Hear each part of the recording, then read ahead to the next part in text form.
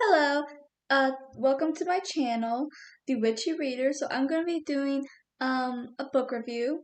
I read this earlier in the year. I'm just very behind on book reviews, so take that as you will. But um, it's the third book in the Asher Chronicles. First book was Squeak. Second book was Cowboys and Queens. I own both of them.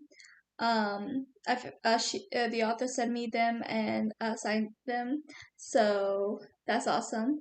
The first book I don't have with me because it's in storage, but the second book I do because I was already living at this house when she sent it to me. I'm not entirely sure where it is at the moment, but it's here somewhere. um, but the third book, I think, is called Classified. I'm not sure if she settled on that name or not, so it might be end up being a different name. So don't hold me to that. But I really enjoyed it.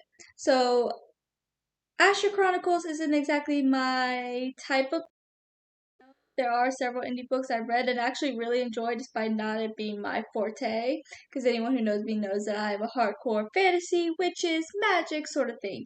But Asher Chronicles does end up having some magical elements. They're children's books, and in the first book, uh, the main character Celeste could talk to a mouse, so obviously that's a little magical. But then in the second book, a ghost is introduced. So that's even more magical. Third book, I don't want to say what was introduced at the very end because that's a huge spoiler, and this book isn't actually out yet. So I can't. So I don't want to spoil too much. So I'm gonna try my best to do a non-spoiler review and only talk about things I don't think is too spoilery. Um, but this book is probably my favorite out of three so far, and I just think it's because the climax was so exciting, and there was actually some action and some fun and suspense and stuff. And I love the first two books. I rated them both 5 stars. But that's definitely my thing. I love action and battles and fighting and stuff like that. So that was definitely a lot of fun. Um, I still don't know how I feel about Celeste's father. I have mixed feelings about that. But we shall see. I'm sure there's gonna be more of him in book four, so we shall see how I feel about him. Um, there was an amazing twist. Like I said, that's a huge spoiler, so I'm not gonna mention it. But if you love good twists that you will not see coming, definitely read this book because I did not see it coming, and I do not believe anyone who says they saw that coming because I don't think it's possible to see that coming. Like it was like that kind of a twist. So definitely, if you like twists, definitely read the series because there's a huge twist near the end of book three. Um, but like I said, the climax was so good. It was so enticing and stuff. There was also this element that I really loved because there's so many times when a book revolves around teenagers. Or not just books, like movies, TV shows. Like the parents just kind of do like the parents aren't even really a factor half the time. Like the kids are literally just doing whatever, and it's actually insane. 'Cause it's like you're telling me you're not keeping an eye on your children. Maybe I just don't buy it because my mother is. I wouldn't say like very overprotective, but she's cautious. And so like I just don't see like parents like how can parents just not pay attention to their kids? But I guess that does happen in real life. Like parents can ignore their kids and stuff, and I'm just like, but it happens in all of these.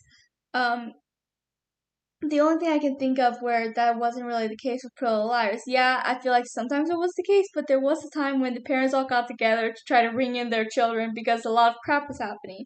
And then the A thing, and then when they thought the A thing might be still happening, they got together and decided what to do with it. And I really like that element in Pretty Little Liars because I feel like there's so many shows with teenagers that do this kind of crap where their parents just are not involved. Like they're not suspicious about what their kids doing. They're not trying to stop it. They're not trying to help their kids. They're just like, eh. At least that's how I feel when I watch some of these shows or read some of these books. But there was an entire chapter where um the parents all got together and had this like meeting with their children, and I actually loved it because it's like they were legit just trying to figure out what's going on with their kids because their kids have been acting strange. They had missed something that was important, and so they're like, okay, so what's going on with y'all? Like, what are you into? What's going on? Especially because I feel like there was a few times because I mentioned something in the end that happens that's kind of fantastical in a way, but there's something else had to happen earlier before. I'm not sure if this is considered a spoiler though, so I don't know if I should mention it.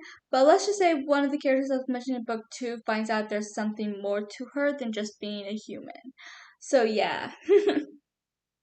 But so they were dealing with that, and there was a lot of times they had to kind of stay out all night, sneak off, try to help her bring in this because no adults knew that. If I might be wrong, but I think they did end up confiding her grandparents eventually. I might be wrong. Like I said, I read this closer to the beginning of the year or several months ago, so I'm a little foggy in some details, and this review is very late.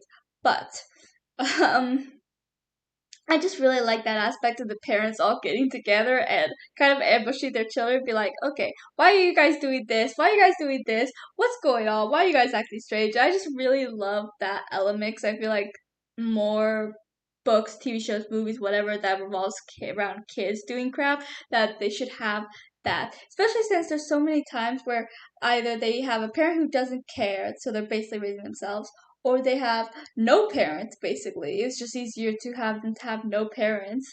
um I know a lot of fantasy does that, and I'm a little guilty of it sometimes too, but I really like seeing whenever there is a parent or whatever, and I feel like I love seeing that all these kids have like somebody looking over them, whatever. And yeah, so I really like that. And so in book 1 was just Celeste's point of view. In book 2 started showing a few more point of views. I think there was Sean and a few other characters. And then book 3 added Gary and Reggie. Because yeah, I don't think Gary had a point of view in the first 2 books. But I really like seeing more of those 2 characters. Gary was in book 1, but he had a very minor role, and then he had a slightly bigger role in book 2, and then Reggie was introduced in book 2. So I really like seeing more of their characters as individuals as well, seeing their relationship develop. I really like that. Um, so that was nice. There's some nice romance. The romance I wouldn't say it's a subplot because I feel like it's very important, especially since now they're teenagers. But it's definitely not the main plot either, because I feel like the main plot's obviously what is going on in book 3 is a lot. There's stuff with Celeste's dad and FBI agents, and like I said, there's that twist that happens later on, which is definitely going to be a huge focal point in book 4.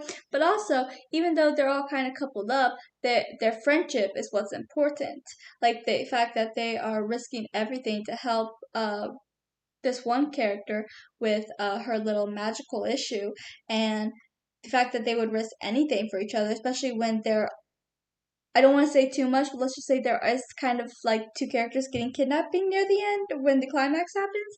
So and then they risk everything then, and I just really love the friend group. I love a good friend group. I feel like there's not often showcased that, or it's like the friend group will be like not as important as the romance, but this is not that way. Like, yes, the romance is important, but so is the friend group, and I love that because I feel like that's not shown enough. And anyone who knows me knows I love found family. I love reading it. I love watching it. I love writing it. Found family is my jam.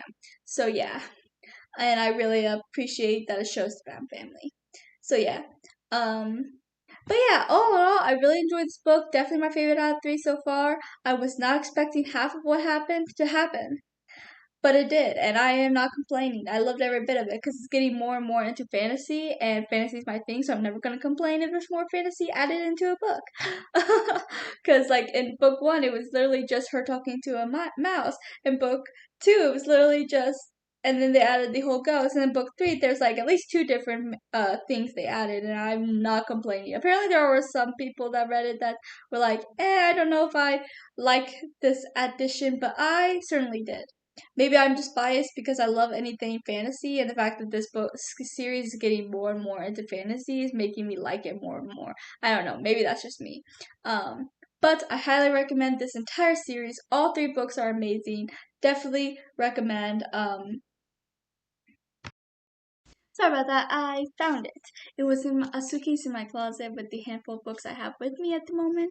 And yeah, so this is book 2. Like I said, I don't have book 1 with me, unfortunately, because it's in storage, which we're hoping to get out this month. So, but this is book 2, Cowboys and Queens by D.A. Power. And then, like I said, she signed it. So that's really cool. I think these are the only 2 signed copies of the books I have, and I love it.